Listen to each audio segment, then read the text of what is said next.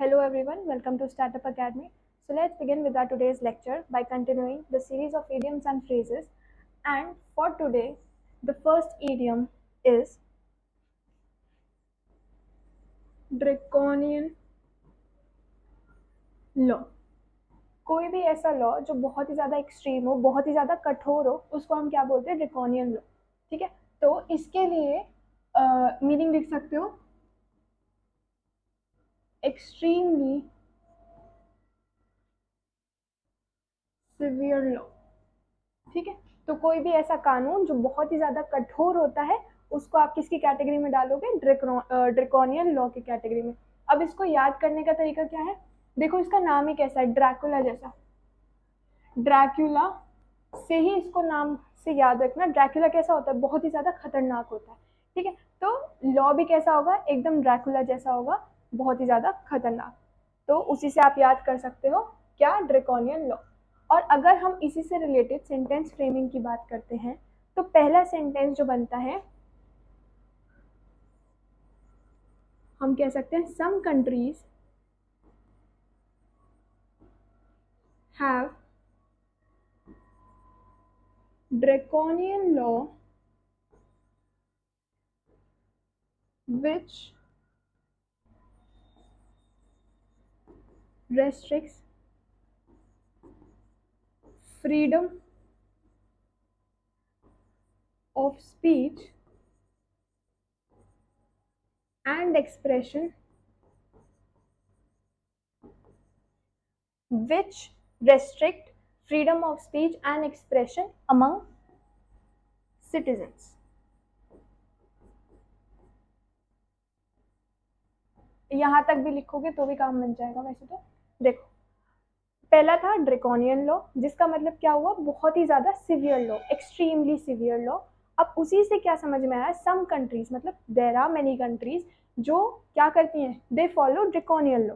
अब कौन कौन सी कंट्रीज हैं? There are certain countries, say North Korea is there, और भी बहुत सारी कंट्रीज हैं, बट नॉर्थ कोरिया थोड़ी एक्सट्रीम लेवल का फॉलो करती है. China is also there in some cases, और इंडिया भी है इन मेनी केसेस, क्योंकि whenever the scene of emergency arises in India, last it arose in I believe 75, so that you can check. तो तब भी क्या हुआ था? This law prevailed, मतलब कि we were not allowed to speak or to express ourselves. और जब ब्रिटिशर्स का रूल था, then also draconian law prevailed. तो आप उससे भी रिलेटेड सेंटेंस बना सकते हो. ऑल्सो अब आपका होमवर्क क्या होगा? इस पर I will frame 2 sentences, that is not a big deal.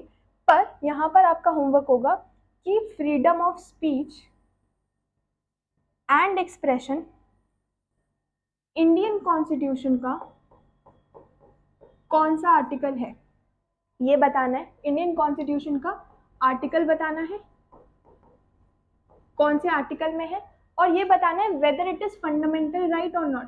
Fundamental right है या नहीं है, ये बताना है. ऑल्सो इसी से रिलेटेड मुझे एक और चीज याद आ रही है, freedom of speech and expression. ये आर्टिकल आप लोग बताओगे कमेंट बॉक्स के अंदर ऑब्वियसली, पर इसको बेसिकली माना जाता है कि this right is fundamental of all fundamental rights. ठीक है, तो उसी से रिलेटेड आपको ये आंसर तो मिल ही जाएगा, बट आर्टिकल आप लोग बताओगे कि freedom of speech and expression कौन से आर्टिकल में है ऑफ इंडियन कॉन्स्टिट्यूशन, और उसी से you will be able to revise polity. ठीक है, so now moving on forward to the next sentence for draconian law, which says the school's draconian law about usage of phone is overly restrictive. मतलब कुछ schools के अंदर, बहुत सारी countries के अंदर स्कूल्स के अंदर फोन का यूसेज अलाउड होता है. तो उसी से related I have framed a sentence. आप लोग और भी बहुत सारे तरीके के सेंटेंसेस बना सकते हो रिगार्डिंग टू ड्रेकोनियन लॉ. अब ये सेंटेंस फ्रेम करने से अच्छा है आप क्या करो, you open the polity book, you try to read the articles, you try to gain all the articles from there, और जो भी आपको ड्रेकोनियन लॉ लगता है आप उस आर्टिकल को मेंशन कर दो in order to frame a sentence for this idiom, ठीक है। सो ये इडियम बेसिकली आपके पॉलिटी के क्वेश्चंस को रिवाइज करा देगा, ठीक है। और जैसा कि देखा गया है तो पॉलिटी इज यूजुअली आस्क्ड, तो आप उसी से रिलेटेड बहुत सारे आर्टिकल्स हैं, लॉज हैं, ये सब पढ़ो जा करके, and then you can frame a sentence on this idiom. Okay, moving on forward to the next idiom which says draw a blank. Draw a blank. जब भी आपसे कोई क्वेश्चन पूछेगा और आपको उसका आंसर नहीं पता होगा तो आप कैसे बैठ जाओगे, एकदम ब्लैंक बन के, बुद्ध बन के बैठ जाओगे। तो उसी का मतलब होता है ड्रॉइंग अ ब्लैंक। इसका एक्चुअल मतलब ये नहीं होता, इसका एक्चुअल मतलब होता है अनसक्सेसफुल, अनसक्सेसफुल या नॉट इन फेवर, ठीक है। तो ये दो मतलब होते हैं इसके। ड्रॉइंग अ ब्लैंक का मतलब क्या हुआ, अनसक्सेसफुल। तो आपने कोई काम शुरू कर दिया है, अभी काम आधे में है, सक्सेस रेट अभी रीच नहीं हो रहा है, तो उसके लिए you can use this idiom, ठीक है। तो अगर हमें सेंटेंस बनाने के लिए बोला जाए तो what we can frame is draw a blank का मतलब क्या हुआ, डिटेक्टिव्स, नहीं, the case in which the case investigated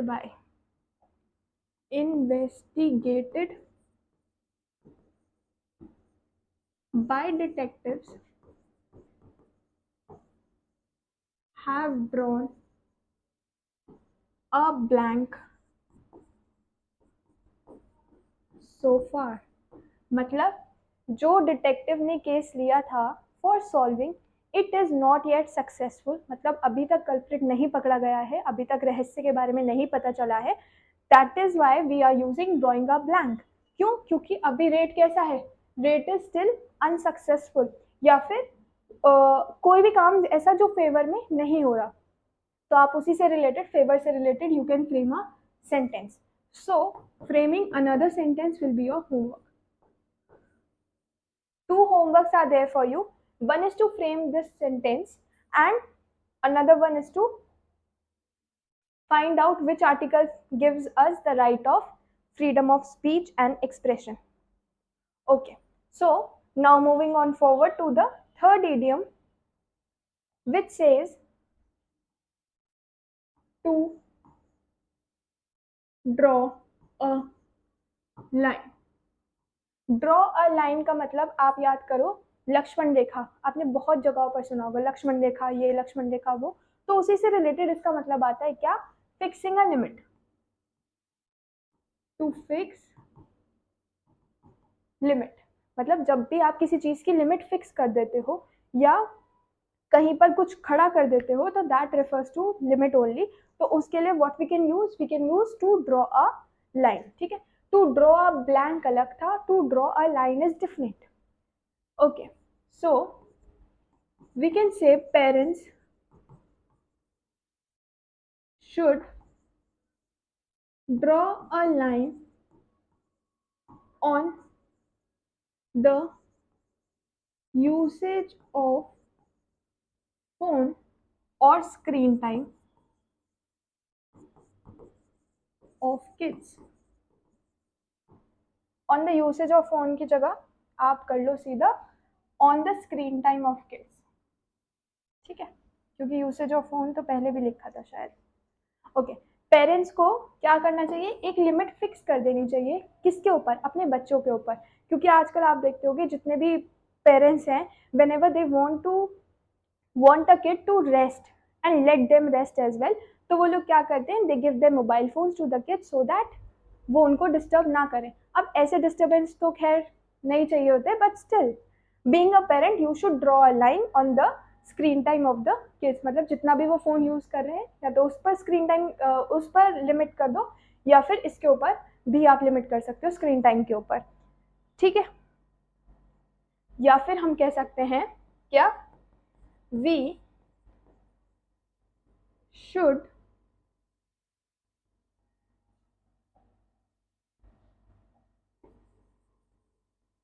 we should draw a line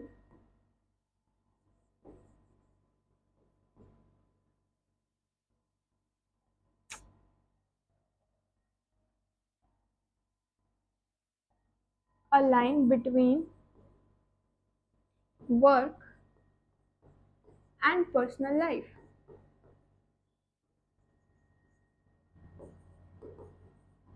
ये तो एक अच्छा सा उपदेश हो गया हम सबके लिए कि जो हम अपनी पर्सनल लाइफ को और अपने काम को हमेशा सेपरेट करके चलना चाहिए। मतलब दोनों के बीच में कभी भी अ, हमेशा लाइन ड्रॉ रहनी चाहिए, मतलब लिमिट फिक्स होनी चाहिए कि अगर जितना टाइम काम का है उतने टाइम में काम करो, और जो पर्सनल लाइफ का टाइम है, let the work not interfere in that time of yours. ठीक है, so these things should be balanced, और इनको बैलेंस करना इज एन आर्ट। ठीक है, और जिसको ये आर्ट आता है उसको बोलते हैं artist. Next we have the fourth idiom for today says draw a blood। Draw a blood का मतलब होता है, पहले हमने पढ़ा ड्रॉ अ लाइन, उससे भी पहले हमने पढ़ा ड्रॉ अ ब्लैंक, और अब हम पढ़ रहे हैं ड्रॉ अ ब्लड। ठीक है, तो ड्रॉ से तीन रिलेटेड है, तीनों साथ में करा दिए गए हैं so that you do not get confuse. अब ड्रॉइंग अ ब्लड का मतलब होता है, सॉरी, ड्रॉइंग अ ब्लड का मतलब होता है कि कोई भी ऐसी सिचुएशन जहां पर एडवांटेज सबसे ज्यादा किसको होगा, पहले जाने वाले को होगा, तो you are the one who is taking the advantage. ठीक है, या फिर कोई भी ऐसी चीज जो आपके फेवर में हो रही है, उसको भी आप किससे रिलेट कर सकते हो, you can relate it to advantage. तो इसके लिए लिख लो to be first to gain advantage. ठीक है, तो कोई भी ऐसी सिचुएशन जहां पर आपको सबसे पहले एडवांटेज हो रहा है, उसको आप क्या बोलोगे, ड्रॉ द ब्लड, या फिर ड्रॉ अ ब्लड कह लो, या फिर इसको भी कह सकते हैं ड्रॉ फर्स्ट ब्लड।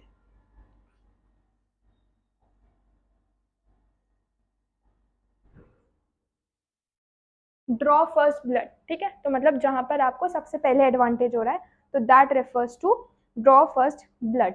तो इसी के लिए हमने क्या लिखा, डिबेटर ओपनड कह लो या फिर स्टार्टेड कह लो, कुछ भी कह सकते हैं। तो we can say debater drew first blood by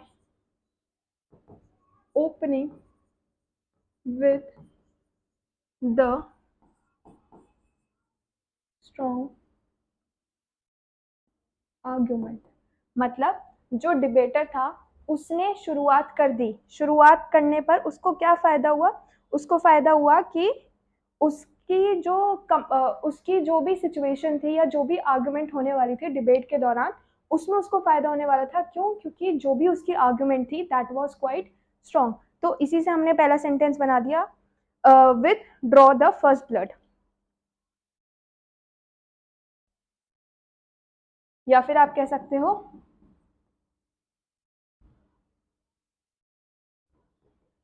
the new startup drew the first blood in the market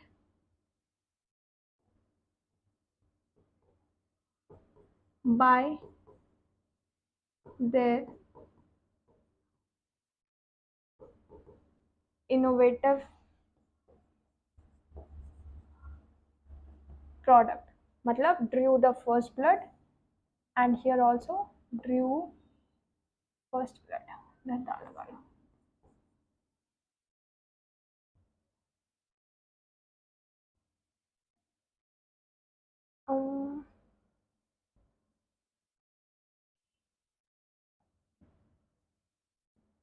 ठीक है, so drawing a first blood. Debater drew the first blood by in the speech, कह लो in the speech, by opening with the strong argument, या फिर the new startup drew the first blood in the market by their innovative product, मतलब नया product launch किया और उसी से क्या हो गया, फर्स्ट ब्लड ड्रॉ कर दिया, मतलब सबसे ज्यादा एडवांटेज ले लिया उन्होंने. Now moving on to the next idiom, the fifth idiom for today, which says dropping like flies. Dropping like flies का मतलब होता है कि बहुत ही ज्यादा लार्ज अमाउंट में लोग या तो बीमार पड़ रहे हैं या फिर मर रहे हैं. तो ठीक है, तो आप लिख लो falling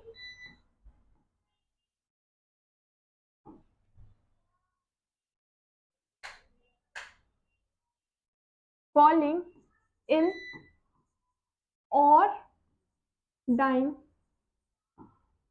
large amount of people.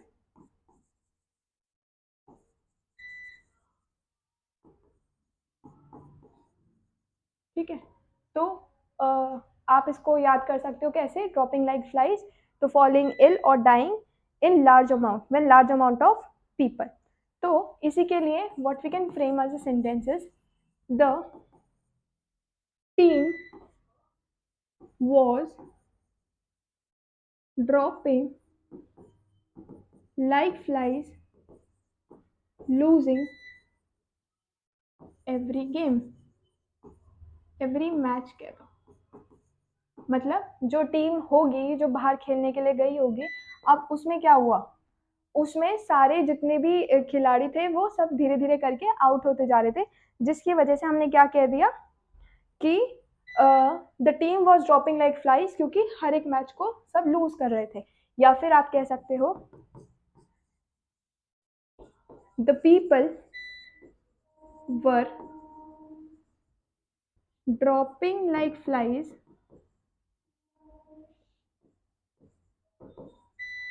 Due to heat, exhaustion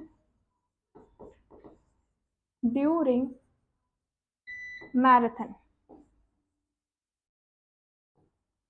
ठीक है, तो मैराथन के दौरान भी people were dropping like flies. So let's just quickly revise what we did today. Okay, पहला था ड्रैकोनियन लॉ. जो लॉ बहुत ही ज़्यादा कठोर होता है, जो एक्सट्रीम होता है, उसी को हम कहते हैं क्या, ड्रैकोनियन लॉ. फिर उसी से रिलेटेड आपको एक होमवर्क मिला है जो कि मोस्ट इम्पॉर्टेंट होमवर्क है आज की तारीख तक, मतलब जितने भी लेक्चर्स लिए हैं उन सब में से सबसे ज़्यादा जो रेलिवेंट होमवर्क आपके लिए है, although they were also very relevant, instead they were only relevant, but major portion जो है वो इसका है. ठीक है, तो दीज आर क्वाइट इम्पॉर्टेंट. अब इसी से रिलेटेड आपको फंडामेंटल राइट के बारे में जानने को पता चलेगा. आपको पता चलेगा कि इंडियन कॉन्स्टिट्यूशन के अंदर आर्टिकल्स कितने हैं. फिर आपको पता चलेगा कि जो इंडियन कॉन्स्टिट्यूशन का जो आर्टिकल है उसमें से फंडामेंटल कितने हैं, नॉन फंडामेंटल कितने हैं, and like that you can revise your polity questions. ठीक है, okay. Moving on to the next one, we have draw a blank. Draw a blank का मतलब होता है कोई भी चीज़ जो बहुत ही ज़्यादा अनसक्सेसफुल हो जाए या फिर आपके फेवर में ना हो, तो that refers to drawing a blank. Then we have to draw a line, मतलब आपने कोई लिमिट सेट कर दी है कि ये मेरा यहाँ का रूटीन है, that will be my outer routine. अपने पर्सनल लाइफ के बीच में और वर्क के बीच में थोड़ी फिक्सेशन कर दिया, तो that refers to draw a line. Then we have draw first blood, मतलब कोई भी ऐसा इंसान जो पहला एडवांटेज लेता है, जैसे यहाँ पर आपका डिबेटर ने लिया और किसी न्यू स्टार्टअप कंपनी ने लिया द फर्स्ट एडवांटेज. ठीक है, so that refers to drawing the first blood. आप इसको याद कर लेना, फर्स्ट से और यहाँ पर भी टू फर्स्ट वन. और क्योंकि ब्लड वाला है तो ब्लड के रिलेशन हमेशा अच्छे रहते हैं, तो उसी से मतलब कुछ एडवांटेज ही हो रहा होगा. तो इसे याद रखना, blood relations are always good and good refers to profit और गेन. ठीक है, and gain refers to advantage. ठीक है, then we have dropping like flies, मतलब लार्ज अमाउंट में लोगों का मरना और या फिर बीमार पड़ना, तो उसको आप कह सकते हो क्या, ड्रॉपिंग लाइक फ्लाइज. तो ये आप बहुत सारे सीन्स हो चुके हैं इंडिया के अंदर. There were so many problems that Indian people have faced during previous years. तो उसी से रिलेटेड आप क्वेश्चंस बना सकते हो, या फिर here I have framed on basis of team and on basis of people during the marathon.